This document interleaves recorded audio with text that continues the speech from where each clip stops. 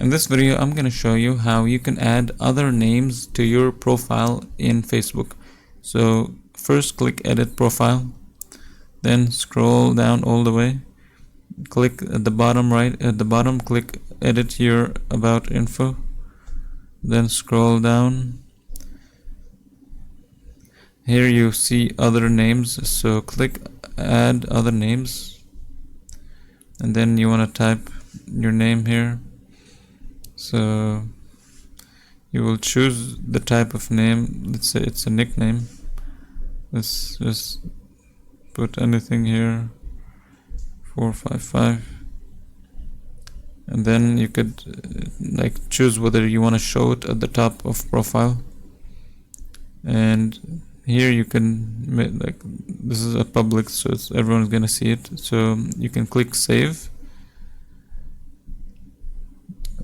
Looks like I can only put letters here, so click save, and then after you're finished, this is how you basically add a other name to your profile. If you enjoyed this video, please don't forget to leave a like and subscribe.